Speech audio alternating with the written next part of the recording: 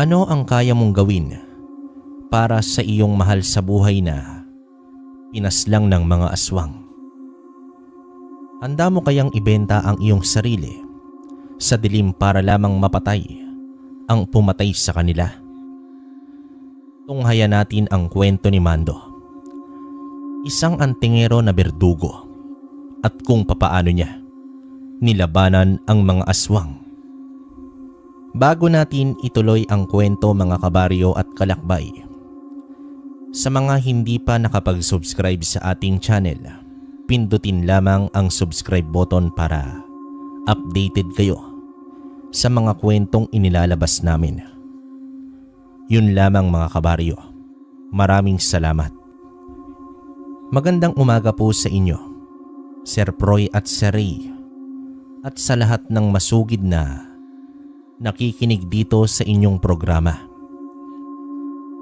Isang karangalan na mapaunlakan ang aking kwento ngayong araw. At hindi na ako makapaghintay na maisabuhay muli ninyo ang aking mga alaala sa nakaraan. Bago ang lahat ay sisimulan ko ang aking kwento kung papaano at saan nagsimula ang lahat. Ako nga pala si Mando Cabarrio, taong 1967, sa edad na 13, ay masasabi ko na matalas na ang pag-iisip ko. Dahil sinanay ako ng aking ama na maging matalas sa mga gagawin na desisyon sa buhay. Ang baryo namin ay napapaligiran ng matataas na mga puno at malawak na palayan. Kaya naman ang ikinabubuhay namin ay ang pagsasaka. Ang bahay ng mga tao sa aming baryo ay gawa naman sa kawayan at mga kahoy. Masaya ang mga tao sa aming baryo at halos magkakasundo ang lahat. Ngunit nagbago ito nang minsan ay may dumayo sa aming baryo na lingid sa aming kaalaman na may lahing aswang. Doon ay nasubukan ang kakayahan ng aking ama na isang antingero na kalabanin silang lahat. Ngunit hindi agad sila napaslang ni Tatay Balas dahil may tangan daw na malakas na bertud ang mga aswang na bagong lipat sa amin. Dahil dito ay marami ang nagkakasakit sa aming baryo. Marami ang mga namatay na natatagpuan na lang na wala ng mga laman loob at puso o kaya ay sinisipsip ang kanilang dugo. Labis na nagdala ng takot ang mga pangyayaring iyon sa aming baryo at maging sa iba. Kung kaya't ang ilan sa amin ay lumipat na ng lugar. Pero meron pa rin na natira dahil hindi maiwan ang kanilang hanap buhay at ang kanilang lupa. Dito naman ay nagpasya si Tatay Balas na tapusin na ang pamilyang aswang na lumipat sa aming baryo. Isang gabi nun ay sumugod siya sa bahay ng pamilya ng mga aswang. Napaslang ni Tatay ang asawa at ang isang anak ni Manong Emong. Subalit hindi niya napaslang itong si Manong Emong at Mang Rodel na kapatid ni Manong Emong dahil sa sobrang lakas ng dalawa. Nasa bahay naman ako nun nila Tio Erning kasama si Lola Tekla. Malapit lang naman ang bahay nila sa bahay namin, kung kaya't minsan ay doon ako tumutulog sa kanila. Walang kasama noon si nanay sa bahay, kundi siya lamang. Hindi namin inaasahan na susugod sa mga sandaling yun si Manong Emong at Mang Rodel. Wala noon si Tatay sa aming bahay. Walang awa nilang pinaslang si nanay na walang kalaban-laban. Narinig na lamang namin ang sigaw niya noong nakaalis na ang dalawang aswang. Naalala ko noon, kabaryo, na sa batang edad ko ay tumakbo ko ng walang takot patungo sa aming bahay. Kasunod ko si Tio Erning at si Lola Tekla. Dala-dala ni Lola Tekla ang buntot ng pagi at si Tio Erning naman ay ang tabak na pinagawa pa niya sa isang magaling na panday. Sa maliliit kong hakbang paakyat ng hagdan ay hindi ko napigilan ang umiyak ng malakas. Pagtulak ko sa pinto ng bahay namin ay naabutan namin si nanay na naliligo na sa kanyang sariling dugo habang warak ang kanyang sikmura. Naabutan ko pa ito na nag-aagaw buhay. Agad ko siyang hinawakan sa kanyang kamay at ilang beses ko siyang tinawag para hindi siya tuluyan mawala ng malay. Hinawakan niya ang kamay ko ng sobrang higpit bago naman iyon pinisil. Ngumiti siya sa akin at sa nahihirapang sitwasyon ay binigkas niya ang mga salitang, "Mahal kita, anak." Pagkatapos niyang sabihin ang mga katagang yon, ay tuluyan na ngang na maalam sa amin si nanay. Walang tigil ang iyak ko ng mga sandaling yon habang si Lola Tekla at Tio Erning ay sinusubukan pa nilang gisingin si nanay. Pero sumuko na rin sila nang hindi na nagising ang aking ina. Nang gabing yon ay hindi makauwi si tatay. Kinaumagahan nun ay nabalitaan na lang namin na natagpuan si tatay sa may gubat na wala na ring buhay. Para akong pinagbagsakan ng mundo nun habang pilit kong iniintindi ang mga pangyayari. Natagpuan ng mga kabaryo namin ang katawan ni tatay na sugatan at mukhang pinagkakalmot ng mga mahabang kuko. Idagdag pa ang pangingitim ng kanyang leeg. Kinuha ko noon ang mutya na nakasabit sa kanyang leeg at isinuot ko iyon. Walang tigil ang luha ko noon habang nakatitig sa kanyang kawawang katawan. Alam ko na kung sino ang may kagagawan nito. Ang magpamilyang sa pamumuno ni Manong Emong. Dito kumuyom na ang mga kamay ko sa galit. Pangako ko noon sa aking sarili na ipagpapatuloy ko ang tungkulin ni Tatay Balas. Pinangako ko rin na ipaghihiganti ko silang dalawa ni nanay. Simula sa araw na iyon ay nanaig sa aking puso na maging isang ganap na antingero. Inilibing sila nanay at tatay pagkatapos ng 4 na araw na lamay. Laman pa rin ang usapin sa aming baryo ang nangyari sa kanilang dalawa. Nagdala naman ito ng takot sa mga tao at baka raw sila ang isusunod na pupuntiryahin ng mga aswang. Hindi na rin ako kumibo sa usapang iyon dahil posible namang iyon na ang mangyari. Wala akong ganang kumain ng mga sumunod na araw nun. Mas pinili ko na lamang ang magmukmok sa aking kwarto sa bahay ni Tio Erning. Kahit na bumalik na ang kanyang anak na si Albert galing syudad, ay hindi ko naman ito hinarap. Walang tigil ang pag-iyak ko nun habang paulit-ulit kong tinatawag ang aking ina at ama. Ngunit hindi rin yun nagtagal at muli akong nanumbalik sa dati. Naisip ko na kailangan kong magpakalakas para kung sakali man na dumating ang araw na makaharap kong muli sila Mang Emong at Rodel ay nakahanda akong kalabanin silang dalawa. Tutol noon si Tio Erning at Lola Tekla sa aking pasya na maging isang antingero. Masyado pa raw akong bata sa ganoong responsibilidad.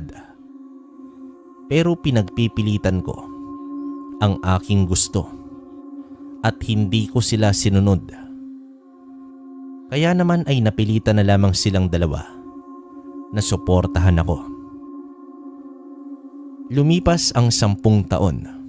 Binata na akong tuluyan at nasa 23 na ang edad ko. Taong 1977. Isa na talaga akong ganap na antingero at naging isang berdugo. Dahil na rin sa dami ng mga aswang na napaslang ko at masasamang tao.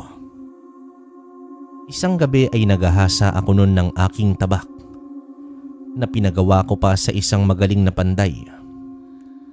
Lumapit sa akin noon si Tio Erning at ang pinsan kong si Albert. Si Lola Tekla naman noon ay nanatiling nakikinig sa amin sa isang upuan habang nagtatahi ng kanyang bestida. Tanging gasera lamang ang nagsisilbi naming ilaw. Rinig na rinig namin ang mga kuliglig sa labas. Sigurado ka na ba sa desisyon mong yan, Mando? Ilang taon na ang lumipas. Baka pwedeng kalimutan mo na ang nangyari noon. Ayaw ka naming mapahamak at ilagay sa kamay mo ang batas. Hayaan mo na ang karma ang gagawa ng paraan para sa mga aswang na yon. Wala akong pakialam kung saan man silang lupalop ng mundo, Tio Erning. Hahanapin ko po sila. Pinangako ko kina nanay at tatay na ipaghihiganti ko sila. Lalo na ngayon na dumarami na ang mga masasamang nilalang tulad ng mga aswang na yan. Naririyan lang sila sa paligid, nagtatago sa dilim at nagpapanggap sa araw ng mga tao para makahanap ng mabibiktima. 10 taon man ang lumipas, pero nananatili sa isipan ko ang buong pangyayari. Pinagkait nila sa akin na makasama ko ng matagal ang mga magulang ko, kaya hindi ko sila mapapatawad. Nauunawaan ko kung saan nanggagaling ang galit mo. Ngunit hindi mo mawawala sa amin ang mag-alala sa'yo. Pamilya ka namin. Alam namin na may kakayahan ka at mutya ng agila. Subalit hindi natin nasisiguro kung ano ang kayang gawin ng mga aswang na yan sa'yo. Lalo na ang katotohanan na napaslang nila ang tatay mo kahit na may tangan pa siyang mutya. Huwag po kayong mag-alala, Tio. Napag-aralan ko na ng 10 taon ang lahat ng pwedeng makatalo sa mga aswang na yan. Hindi ko po hahayaan na mapunta sa wala ang lahat ng paghahanda ko para makaharap ko sila balang araw. Hayaan mo na po si pinsan, Itay. Alam mo naman na ilang taon niya na itong pinaghahandaan. Isa pa ay marami na rin siyang napaslang na mga aswang na malalakas. Panigurado po na magiging sisiw lamang iyon si Emong at Rodel. Oras na makaharap po ni Kuya Mando. Yan nga ang pinag-aalala ko. Masyado kayong kampante na dalawa. Samantalang ako ay kinakabahan. Lalo na ang Lola Tekla ninyo. May sakit na ang matanda at nag-aalala sa inyo. Idagdag pa na aalis ka bukas. Pwede ko namang ipagpaliban ang paghanap ko sa ibang lugar para kay Lola Tekla. Pero hindi rin magtatagal. Dahil kailangan ko na rin pong hanapin ang 2 aswang na yon. O siya, mukhang buo na talaga ang desisyon mo, Mando, at hindi na magbabago pa. Basta ang masasabi ko lang sa'yo ay mag-iingat ka oras na umalis ka. Maraming mga mata ang nakabantay sa'yo. Alam ko na po yon, Tio. Nakahanda naman po ako sa mga matang nakabantay. Napatigil ako sa aking paghahasa ng tabak nang maramdaman ko ang pag-init ng aking mutya. Napahawak naman ako rito at parang may binubulong ito sa hangin. Ipinikit ko ang aking mga mata at dito pinakiramdaman ko ang buong paligid. Naglaho ang mga boses nila Tio Erning at Albert sa aking pandinig. at napalitan iyon ng mga ingay ng kuliglig. Sa aking pandinig, sa hindi kalayuan ay narinig ko ang mga may hinang kaluskos. Napamulat ako ng aking mga mata nang makilala ang enerhiya ng aswang sa hindi kalayuan. Tumayo naman ako mula sa aking pagkakaupo at kinuha ko ang aking tabak at dito isinukbit ko sa aking tagiliran. Tio Erning, maganda po kayo. May mga aswang sa paligid. Mukhang balak na nila akong paslangin ngayong gabi. Protektahan ninyong dalawa si Lola Tekla. Isarado niyo po ang mga pinto at bintana. Maganda kayo ng bawang sa kaasin. Maging ang buntot ng pagi ay huwag ninyong ihihiwalay sa inyo. Lumabang kayo oras na makapasok ang iba sa kanila. Ano? Sige, ako na ang bahala sa lola mo at kay Albert. Mag-iingat ka, Mando. Dito ay tumango naman ako kay Tio Erning bago naman ako tuluyang lumabas ng bahay namin. Pagkalabas ko ay sinarado nila ang mga bintana at pinto. Ako naman ay tinalasan ko ang aking mga mata at dito pinagmasdan ang buong paligid. Sa tulong ng aking mutya ng agila ay taglay ko ang mga matatalas na tingin tulad ng isang agila, kung kaya't kitang-kita ko kahit sa malayo ang mga aswang na nagtatago sa mga puno at kakawyan. Ngumisi naman ako at mabilis na kumilos patungo sa kanilang direksyon. Ang takbo ko ay parang isang mabagsik at mabilis na agila. Lumutang ako sa ere. Pagkalundag ko ng matayog at bumaba naman ako sa lupa na pawang nakatayo. Lumabas na kayo sa pinagtataguan ninyo. Kung ako sa inyo, ay huwag na ninyong ituloy ang binabalak nyong gawin. Huwag na rin natin sayangin ang oras natin. Lumabas naman ang 4 na aswang mula sa kanilang pinagtataguan at tuluyan nila akong hinarap na 4. May mga mapupula silang mga mata. Mga anyo ng malalaking, maskuladong lalaki. Napakaitim ng kanilang mga balat at mabalahibo ang matipunong katawan. Ngunit napakaputi ng kanilang buhok. Ayon sa librong kaalaman na iniwan ni Tatay Balas, ang mga aswang nagabunan ay mga ito na kumakain ng laman ng tao maging laman ng kapwa nila, mga aswang. Hindi na ako magtataka kung bakit kayo naparito at ang mga grupo ninyo. Alam ko na nabalitaan ninyo ang pagpaslang ko sa ilan ninyong mga kasamaan. Hindi ko akalain na ang mga aswang na gabunang nagtatago ng ilang siglo ay lalabas sa kanilang mga lungga. Nandirito kami para singilin ka at pagbayarin sa pagpatay mo sa aking anak. Sisiguraduhin ko na papapatay ka namin ngayong gabi. Sa maraming mga aswang na napaslang ko, ay hindi ko na rin kilala kung sino ang tinutukoy mo. Pero iisa lang ang rason kung bakit ko siya pinaslang. Iyon ay ang matapos na ang kasamaan ninyo. Marami pa rin kayong mga napatay na tao, kaya dapat lang ninyong pagbayaran yon. Tumahimik ka. Ang antingero na berdugong katulad mo ay hindi na dapat nabubuhay sa mundong ito. Ikaw ang hadlang sa mga plano namin, kaya dapat ka nang mamatay. Pagkatapos iyon sabihin ng aswang, nagabunan ay mabilis silang sumugod patungo naman sa akin. Alam ko na malakas sila dahil sa ilang dekada na silang nabubuhay sa mundo. Kung kaya sila ay naging isa ng gabunan. Ngunit alam ko rin ang kanilang kahinaan na makapagpapatalo sa kanila. Ang 4 na gabunan ay may mga kasama pa pala. Silang 5 mga aswang na karaniwan lamang. Tiningnan ko naman sila isa-isa Nang palibutan nila akong siyam, dito humalakhak ang mga aswang na gabunan habang nanunubok ang kanilang mga matang, pawang nakatitig sa akin.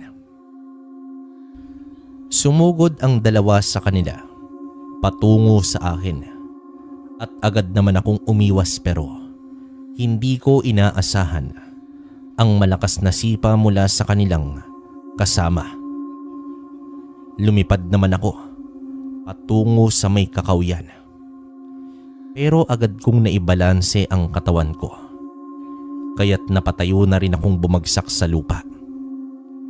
Sa mga sandaling yon ay ramdam ko ang isang espiritu ng agila na gumagabay sa akin. Lumundag naman ako ng matulin at lumipad sa ere. Sumigaw ako ng malakas habang bumubulusok patungo sa dalawang gabunan na malapit sa akin. Hinugot ko ang aking tabak at nag-usal ako ng isang malakas na orasyon bago ko iyon hinataw sa leeg ng dalawang gabunan na aswang. Napatiimbagang ako nang mahirapan akong putulin ang leeg ng dalawang aswang na gabunan. Naging mapurol ang aking tabak sa tibay ng kanilang balat. Pero hindi ako sumuko at ibinuhos ko ang aking kalahating lakas para lamang maputol ko ang kanilang leeg. Nang magawa ko na iyon, ay gumulong ang kanilang ulo sa lupa at dito na bumagsak ang kanilang katawan. Sumigaw ang kanilang mga kasama at galit na sumugod sa akin. May mga inuusal silang orasyon. Nagpakawala sila ng sunod-sunod na sipa at suntok. Sabay-sabay silang 7, ngunit mabilis ko namang naiiwasan ang kanilang atake. Inuna ko na agad ang 2 pang natitira na gabunan at tulad ng 2 nauna ay pinutol ko rin ang kanilang mga ulo. Hingal na ako nang bumaling ako sa 5 pang aswang nakasama kanina ng 4 na gabunan. May mga maitim silang balat na nasa anyong tao. Pero kung kumilos sila ay nakadapa sa lupa at gumagapang. May mahabang dila habang naglalaway. Maliliksi ang kanilang kilos. Kumilos ng mabilis ang isa at hindi ko napansin ang bilis niya. Sinakyan niya ako sa likuran at unti-unting binabaon ang kanyang mahabang kuko sa aking leeg at likuran. Pero hindi iyon umubra dahil sa proteksyon ng aking mutya ng agila. Ginamit ko ang aking mga daliri at itinusok ko iyon sa tagiliran ng aswang. Ang mga kuko ay nagmistulang mga kuko ng agila nang bumaon iyon sa tagiliran ng aswang. Nanlalaki ang mga mata nitong nakatingin sa akin habang unti-unti niya akong pinapakawalan. Habang binabaon ko ang kuko ko sa kanyang tagiliran ay umuusal din ako ng orasyon na siyang nagpapahina rito. Nang tuluyang bumagsak ang aswang, ay saka ko ito pinugutan ng ulo. Ang 2 sa kanila ay nagtakbuhan at ang 2 naman ay humalakhak patungo sa direksyon ng aming bahay. Hinarangan ako ng isa at ang isa ay patuloy sa pagtakbo. Nakangisi ang aswang na nasa aking unahan habang patuloy itong nakaharap sa akin. Mukhang sinusubukan niya ang pasensya ko. Pero hindi na ako naghintay pa sa kanya at mabilis kong tinakbo ang distansya na namamagitan sa amin at agad ko siyang pinugutan ng ulo. Nang masiguro ko na gumulong ang ulo niya sa lupa ay hinabol ko pa ang isang aswang. Habang tumatakbo ito Patungo sa aking bahay ay nagsalita ito ng, "Hindi mo kami mauubos, Mando. Tulad ng iyong ama ay mapapatay ka rin ng aming pinuno. Isa ka ring mahina na tulad niya. Uubusin namin ang pamilya mo hanggang wala na ring matira sa'yo." Paano mo nalaman ang tungkol sa ama ko? Sabihin mo kung sino ang pinuno ninyo. Bakit ko sasabihin kung alam ko na alam mo kung sino ang tinutukoy ko? Lintik ka. Sabihin mo sa akin kung nasaan si Emong. Siya ba ang pinuno ninyo? Hindi ko sasabihin kung nasaan siya. Darating din ang araw na mapapatay ka niya tulad ng ama mo.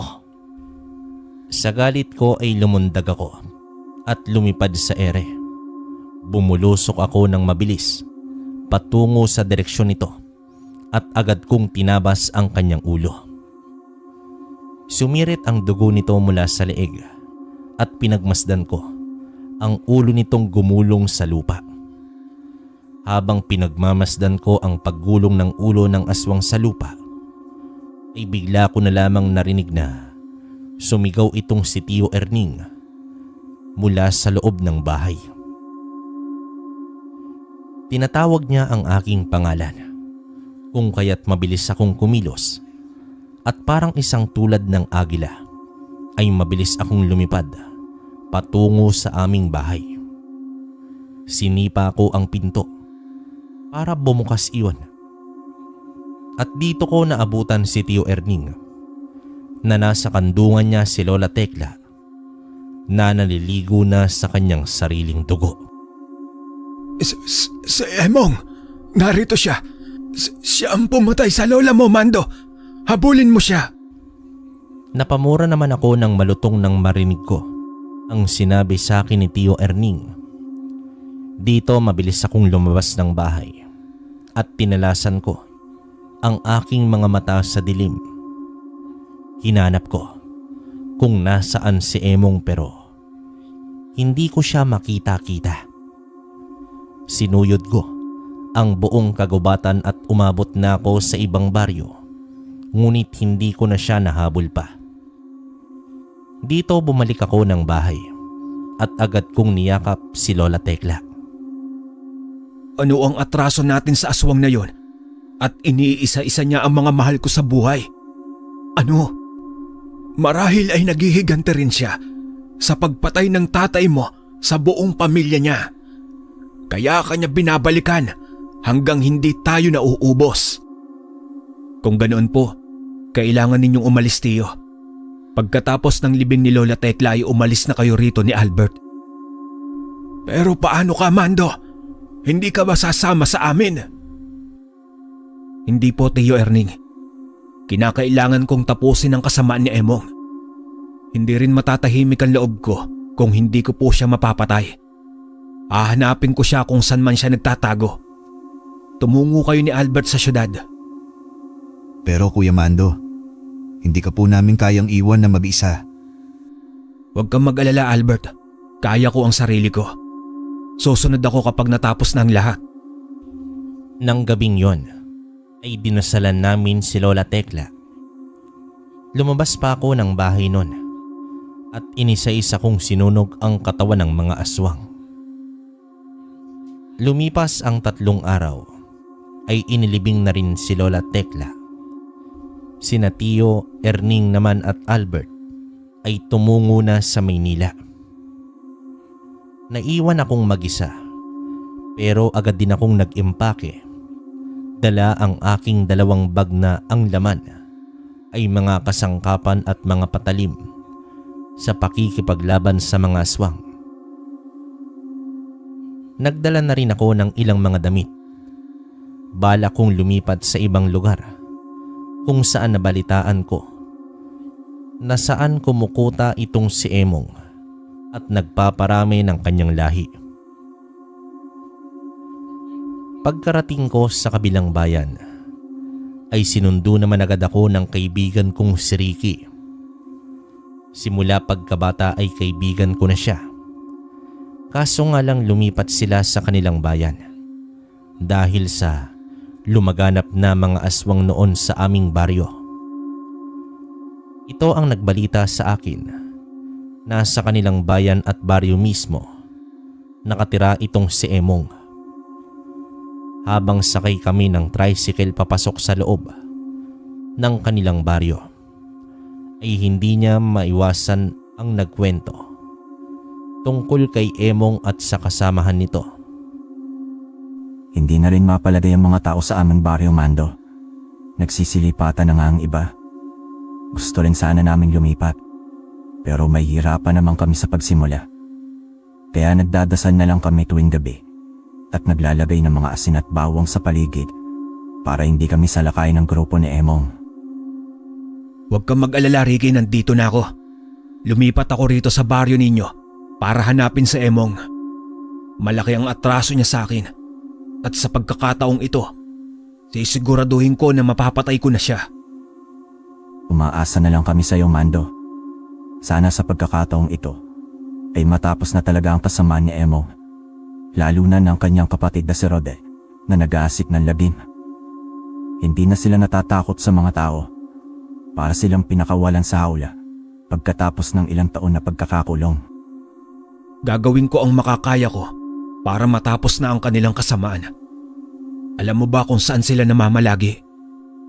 Oo, alamalas ng mga nasa baryo. Ngunit walang nagtangkang tumuwo sa kanilang kinaroroonan dahil sa takot. Baka mamaya bigla na lamang silang lapain at gawing hapunan. Kung ganoon, ituro mo na lang sa akin ang direksyon. Ako na ang bahalang humanap sa kanila. Tumango naman sa akin si Ricky bilang pagsang-ayon sa aking sinabi.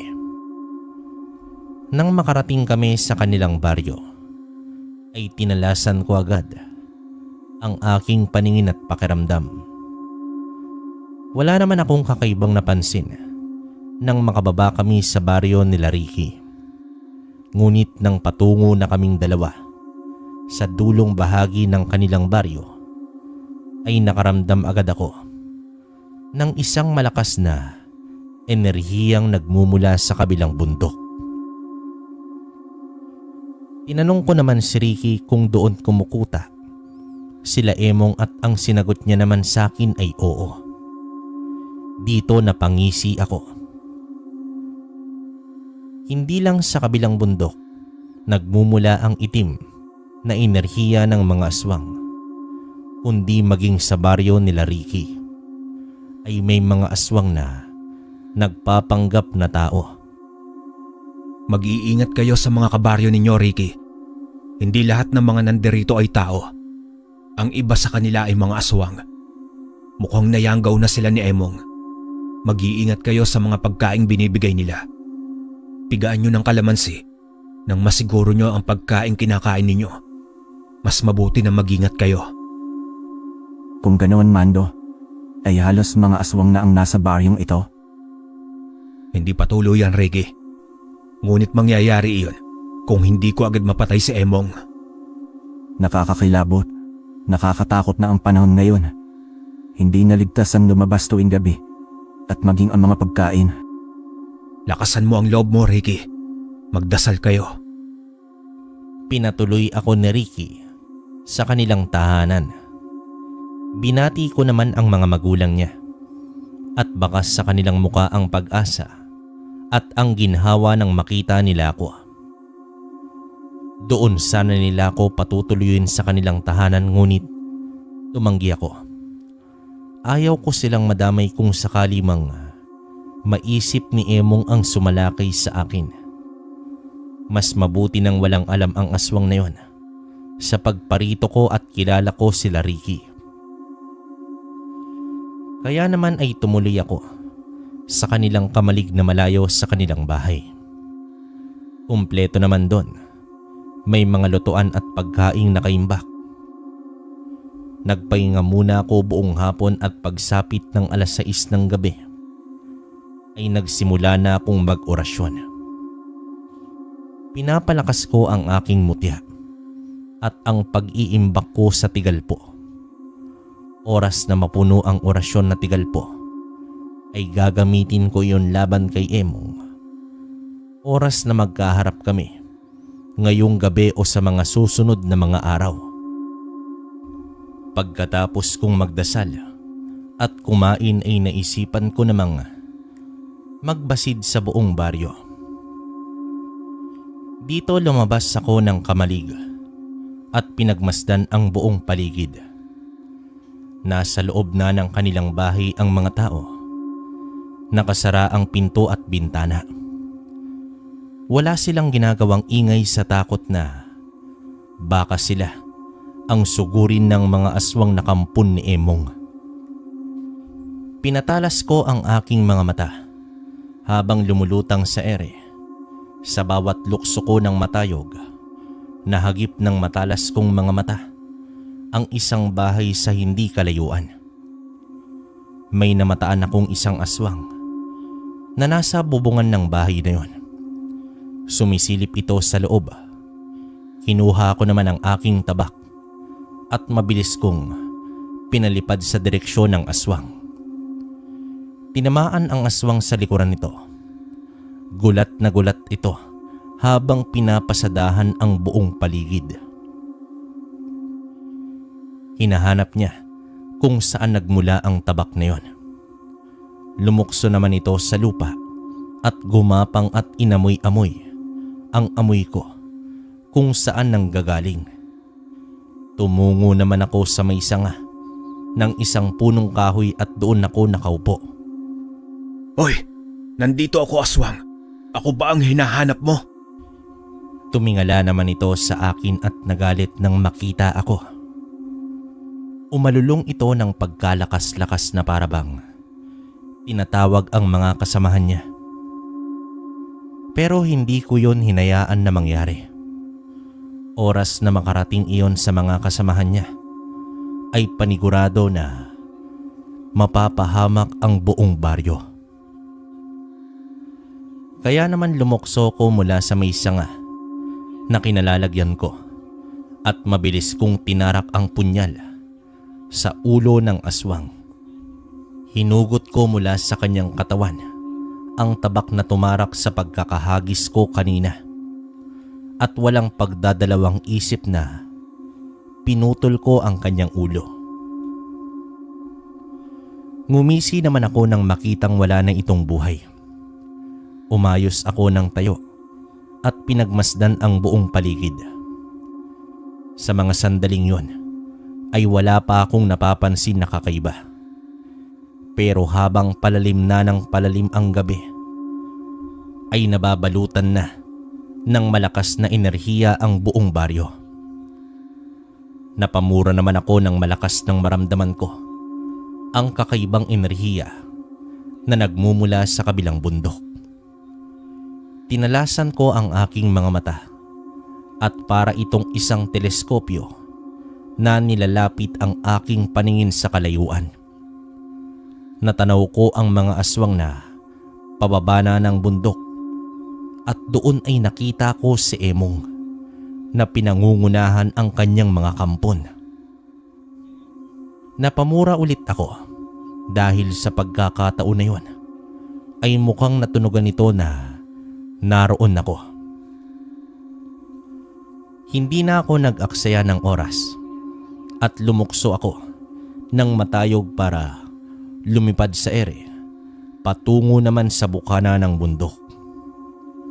Hindi ko hahayaan ang mga ito na sumugod sa baryo at muli na namang pumaslang ng mga tao. Inisa-isa kong tinarakan ng punyal sa kanilang dibdib ang mga kasamahan ni Emong na nauna kong nakasalubong sa bundok. Hindi ng mga ito napansin ang aking pagdating dahil tulad ng isang agila ay tahimik akong sumalakay sa aking mga kalaban. Nararamdaman ko rin ang enerhiya ng aking mutya na sumasakop sa buo kong katawan na siyang nagbibigay ng lakas sa akin at talas ng isipan. Pakiramdam ko ay naroon lang din ang gabay kong agila na nakaalalay sa aking likuran Habol ko ang aking hininga nang maubos ko ang 10 mga aswang na pababa ng bundok. Nasa kalayuan pa si Emong at ang iba nitong mga kasama. Iyon ang pagkakataon para magpakita sa kanila. Iyon din ang paraan para hindi na sila tuluyang tumungo pa sa baryo. Hinanap ng aking mga mata kung nasaan si Emong. Nang makita ko siya sa dilim, ay mabilis akong tumungo sa kanya. At nang malapit na ako sa kinaroroonan niya, ay dito ko na pinalipad ang aking tabak. Tumama iyon sa kanyang likuran, dahilan para tumigil siya sa pagtakbo ng mabilis. Kasama ang mga kampon niya. Hinanap nila ako sa paligid at napangisi ako nang hindi nila ako makita sa ibabaw ng puno ng mahogani. Lumukso naman ako mula sa aking pinagtataguan at hinarap ang likuran ni Emong. Mula roon ay hinugot ko na ang aking tabak dahilan para mapasigaw siya ng malakas. Sa dahang-dahang paghugot ko ng tabak mula sa pagkakabaon nito, ay bumulong na ako sa hangin ng orasyon. Inunahan ko agad siya ng dungan ng sa ganon ay mapasunod ko siya sa gusto kong mangyari. Manghihina siya at madali ko na lamang siyang matatalo. Subalit hindi ko pa natatapos ang aking bulong sa hangin na orasyon nang mabilis akong sipain ng kanyang kapatid na si Rodel. Sa pagiging abala ko sa pag-iisip na unahing tumbahin itong si Emong, ay nakalimutan ko ang tungkol sa kanyang kapatid na si Rodel. Nakangisi naman ito nang bumangon ako mula sa pagkakabagsak ko sa lupa. Pinahid ko ang aking palad sa dugo na nasa gilid ng aking labi sa lakas ng pagkakasipa niya. Dito napatingin ako kay Emong nang tumatawa siya ng napakalakas.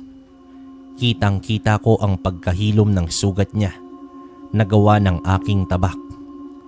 May itim na usok na nagmumula roon na parang hinihigop ang kalamnan niya. Kung hindi ako nagkakamali. Sa aking pagkakaalala mula sa pagkabasa sa librong kaalaman ni tatay, ay isa iyong itim na mahika.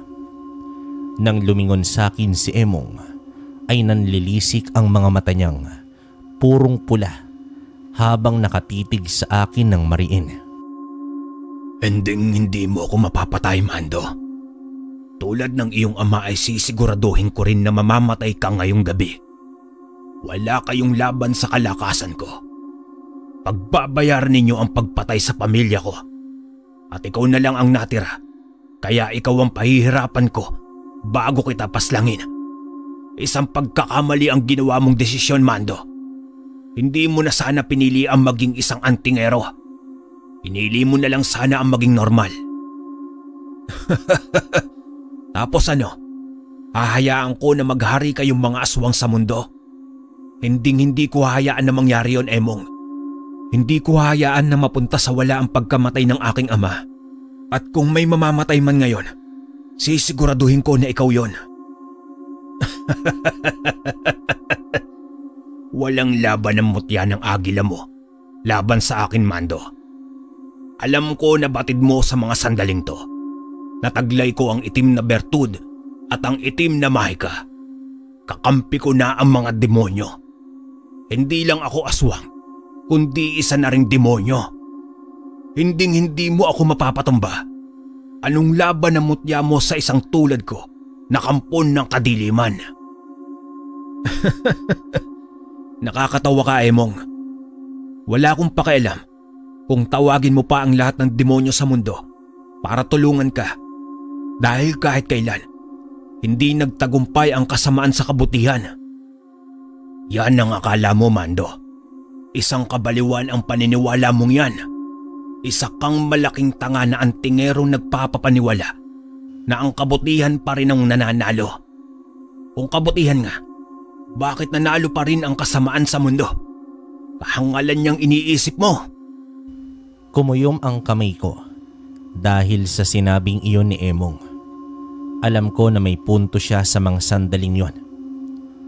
Para na rin akong unti-unting nawawala ng pag-asa habang pinagninilayan ko ang mga sinabi niya. Ngunit agad kong nilabanan ang takot na namuo sa aking dibdib. Parang pakiramdam ko ay pinukaw ako ng aking gabay na agila mula sa mga isiping yon at muling pinalakas ang aking loob. Tumahimik ka. Nasasabi mo lang yan dahil marami kang napatay na mga tao at nabiktima. Pero kung titignan, hindi ka nanalo, Emong. Namatay ang pamilya mo at nawala halos ng mga kampon mong mga aswang. Wala akong pakialam. Ang mahalaga na lang ngayon sa akin ay ang patayin ka. Mabilis siyang sumugod patungo sa akin. Inaasahan ko na rin ang pag-atake nila ng sabay-sabay kasama ang kapatid niyang si Rodel. Pero hindi ko yon hinayaan na mangyari. Lumundag ako ng mataas at saka naman ako umakyat sa puno ng mahogany. Tumawa ng malakas itong si Emong na para bang iniinsulto niya ako dahil iniiwasan ko ang atake nila. Pero hindi niya alam na kumukuha lamang ako ng pagkakataon para isa-isahin silang lahat. Dito mabilis kong kinuha ang aking punyal sa aking bewang. Tiningnan ko ang mahaba kong mga kuko at nag-usal ng isang malakas na orasyon. Nang maramdaman ko ang init na enerhiyang nagmumula sa mutya ng agila, ay mabilis naman akong lumundag. Lumipad ako sa hangin abang isa-isa kong tinarak sa dibdib ng mga kampo ni Emong ang punyal na aking hawak. Sunod-sunod ang mga ito na nagbagsakan sa lupa. Hindi pa ako nakontento at pinagputol ko ang kanilang leeg gamit ang aking tabak. Nang huminto naman ako sa lupa ay binalingan ko si Emong at Rodel. Kitang-kita sa mga mata nila ang gulat. Napatras din ang ilan sa mga kampon niya na para bang takot na mapaslang ko rin sa mga sandaling yon. Dito na sumenya si Emong sa mga kampon niya upang sugurin ako. Hindi nagdalawang isip ang mga ito na sumugod. Pinagtulungan nila akong sipain sa kasuntukin. Iniiwasan ko ang atake nila. Subalit may pagkakataon na hindi ko naiwasan kung kaya't napapatumba ko at tumitilapon sa may kakawyan. Pero agad din naman akong tumatayo at muling lumalaban. Noon ay napansin ko si Emong habang abala ko sa pakikipaglaban na lumuhod siya at itinaas ang dalawa niyang kamay sa ere. Kung hindi ako nagkakamali, ay gumagawa sila ng kanyang kapatid ng isang masamang orasyon.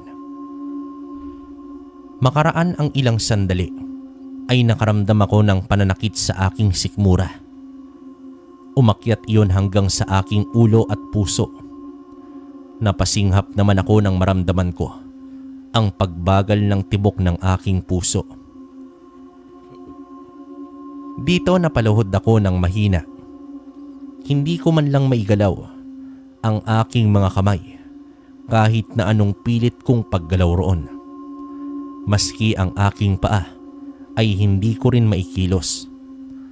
Ang buo kong katawan ay tila namamanhid na. Hindi ko akalain na gagamitan ako ni Emong ng itim na orasyon na siyang purong makapangyarihan. Noon ay napatunayan ko na talagang isinanla niya ang kanyang kaluluwa sa demonyo para lamang makamtan ang ganoong kakayahan. Humugot naman ako ng hininga kahit na nanginginig at namamanhid. Ang aking buong muka at panga ay pinilit kong umusal ng orasyon para naman pukawin ang aking mutya at palakasin iyon. Hindi na ako tumigil sa pagbigkas ng mga salita hanggang sa unti-unti kong naramdaman ang pagsakop ng malakas na enerhiya sa aking buong katawan. Pakiramdam ko, ibinuka na ng agila ang kanyang malalaki at malalakas na pakpak at ang kanyang matutulis na mga kuko. Dahan-dahan naman akong tumayo hanggang sa tuluyan ko nang naigagalaw ang aking buong katawan. Kita ko naman ang gulat sa mga mata nila Emong at Rodel, pero hindi sila tumigil sa pagbigkas ng kanilang orasyon. Tinawid ko ang aming distansya at mabilis ko silang hinatawan ng aking hawak na tabak. Subalit, agad din naman silang nakaiwas na dalawa. Sinundan ko sila, ngunit agad din akong hinarangan ng kanilang mga kampon. Inisa-isa kong pinagtataga ang mga ito ng tabak. Wala akong tinira sa kanila, kahit ni isa. Ngayon ay nakikita ko na ang ama mo sa iyo, Mando. Ganyan na ganyan din siya nang magalit sa akin noong hindi niya ako matalo-talo. Magkapareho man ang anyo namin at kapangyarihan, pero hinding-hindi pareho ang kapalaran naming dalawa. Namatay si tatay na may dangal at nailigtas niya ang mga tao mula sa inyong mga aswang. Ako, mananalo ko na may dangal na nailigtas ko ang mga tao sa baryo na ito. Inaasahan na namin na darating ka sa baryo na ito, Mando. Kaya pinaghandaan ka namin ng kapatid ko. Alam namin na hinding-hindi ka basta matatalo. Alam naming malalabanan mo ang itim naming mahiga. Pero nasisiguro namin na hindi mo malalabanan ang nilalang na katulad namin. Ano ang ibig mong sabihin? Titigan mo kaming mabuti, Mando. Tignan mo kami kung paano kami maging isang ganap na aswang na halimaw. Masyado na kayong nilamon ng kasamaan, Emong. Isang pagkakamali ang magpasakop kayo sa kasamaan na hindi ninyo kakayaning labanan. Isang malutong na tawa ang ibinigay sa akin ni Emong at Rodel. Unti-unti silang lumutang sa ere habang nakapatong sa isang makapal na itim na usok. May binibigkas silang Latin na salita na hindi ko na lubos maunawaan sa mga sandaling yon. Ngunit hindi ko na hinintay pa na masakop sila ng kasamaan, kung kaya't sinubukan ko silang lapitan para tagain ng ibalibag ako sa may kakawiyan ng isang malakas na enerhiya. Dito na ako bumagsak sa lupa at napangiwi sa pagkakatama ng aking likuran sa isang kahoy. Tumayo naman ako at pinagmasdan ko ang katawan nila Emong at Rodel na nakatayo sa ere habang nilalamon sila ng itim na usok. Isinuko na nilang tuluyan ang kanilang kaluluwa sa demonyo para magkaroon ng wagas na kapangyarihan. Ngunit hindi nila batid na pagkatapos nun ay mamamatay silang dalawa at susunugin ang kanilang katawan sa impyerno. Dito kinuha ko na ang aking tabak at umukit ng isang malaking bilog sa lupa. Gumuhit ako ng ilang simbolo roon na nabasa ko sa librong kaalaman ni tatay. Nang matapos ko ang ilang simbolo sa bawat sulok ng bilog na ginawa ko, ay agad naman akong lumuhod doon sa gitna. Pinagsiklop ko ang aking dalawang palad para dumikit at ipinikit ko ang aking mga mata para damhin ang dasal na aming binibigkas. Pagbigkas ko sa panimulang panalangin ay muli kong binuksan ang aking dalawang palad at ipinaloob doon ang mutya ng agila. Nang masiguro ko na nasa gitna na ng mga palad ko ang mutya ng agila, ay muli kong ipinikit ang aking mga mata.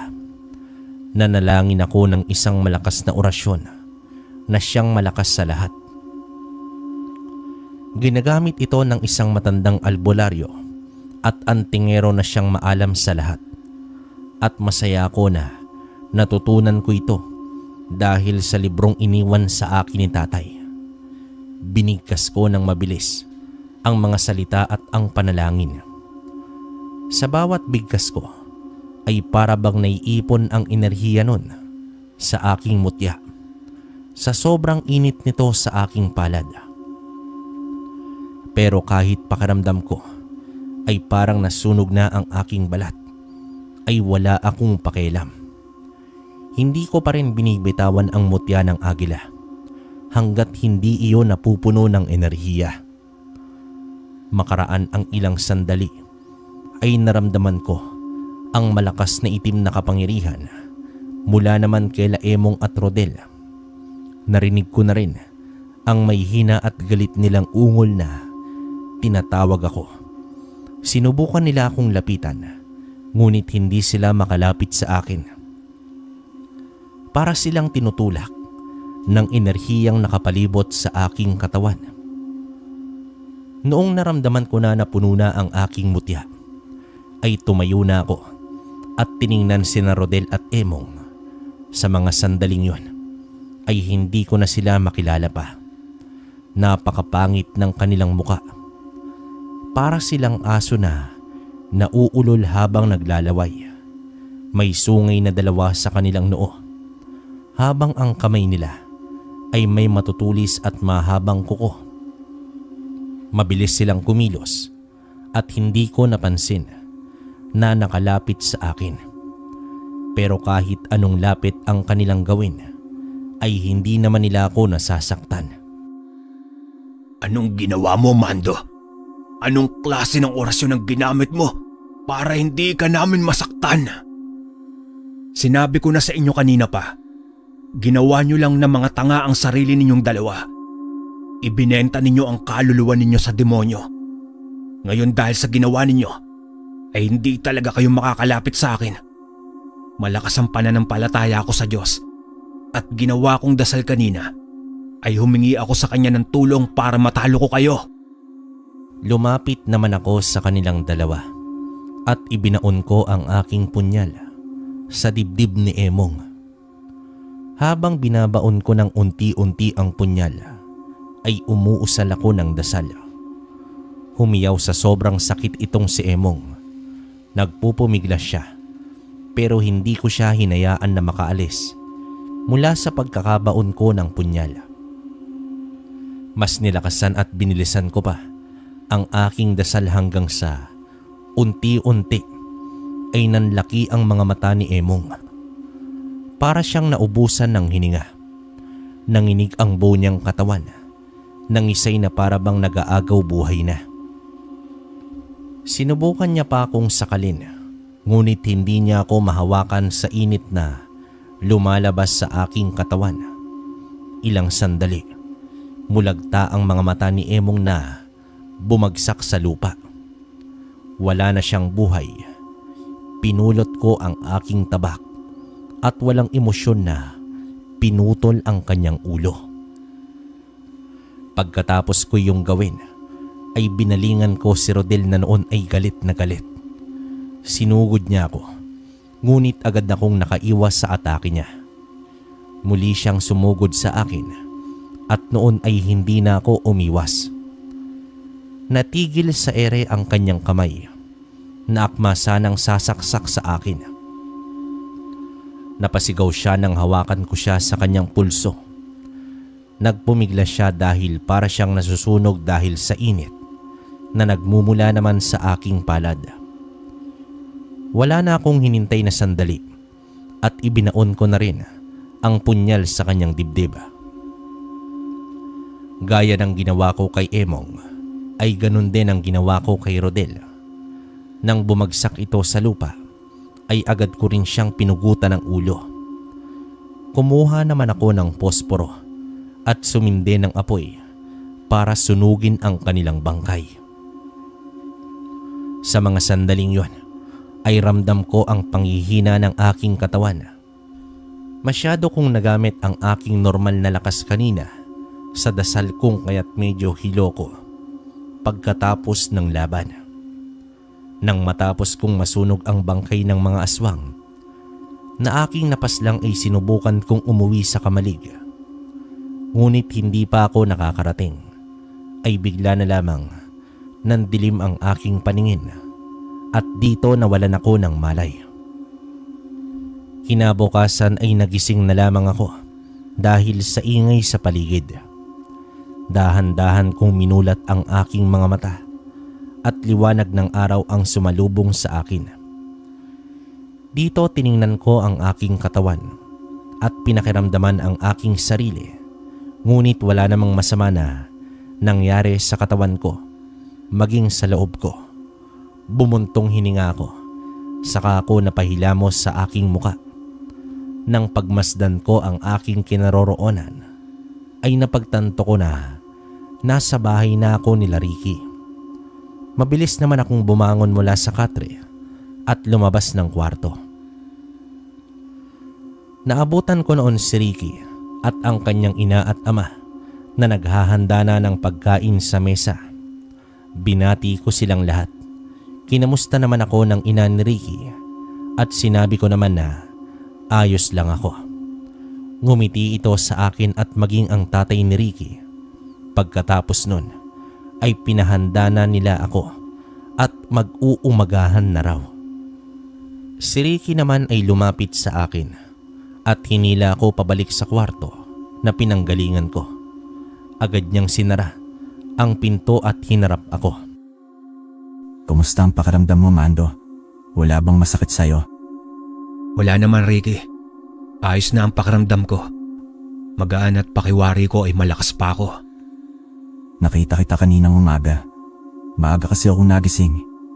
Tumungo ako sa kamalig at nakita ko na wala ka roon. Kaya hinanap kita. Hanggang sa nakita na lang kita sa gubat na nakahandusay at natutulog. Akala ko ay namatay ka na. Kaya napahinga ako ng malalim nang marinig ko na humihili ka. Pambihira ka talaga.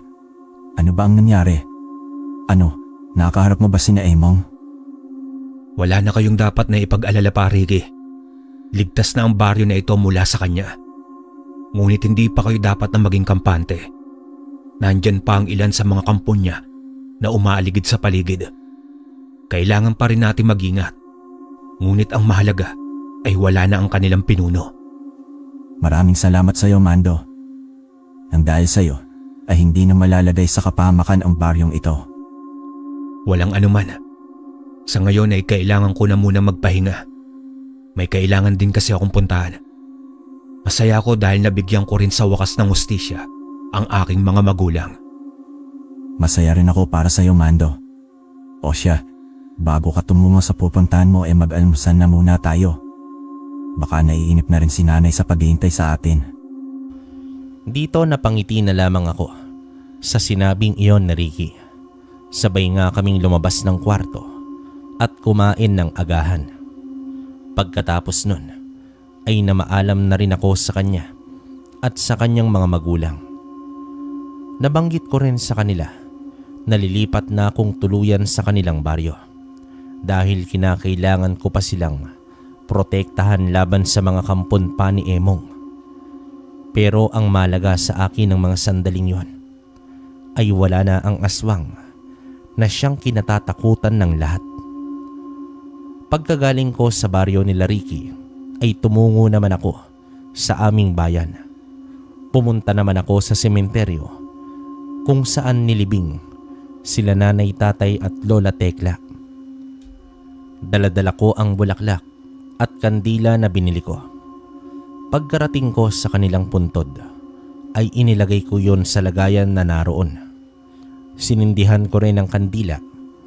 Nag-usal muna ako ng dasal bago ko sila kinausap.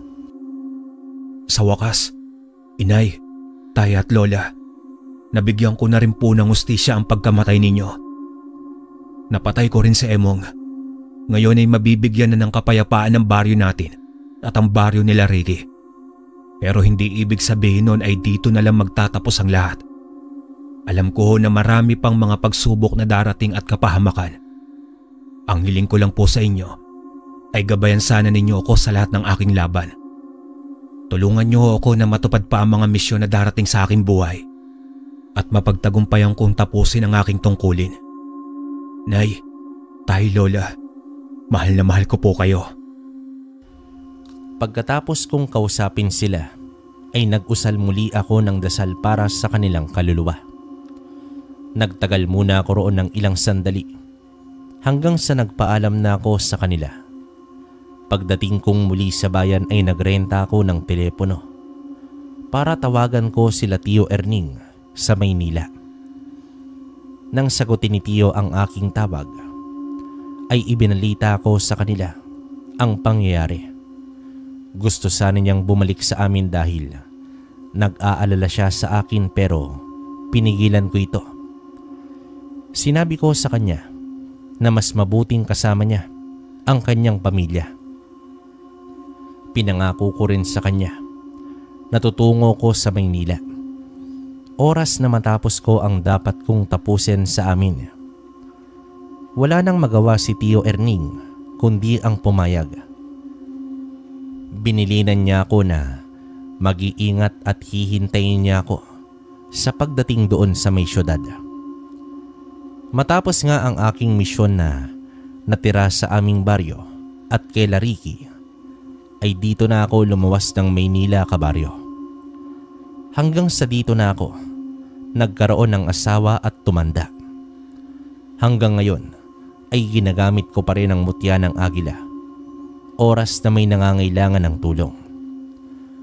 Hanggang dito na lang ang kwento ko, kabaryo at kalakbay. Naway nagustuhan nyo. Maraming salamat sa inyo.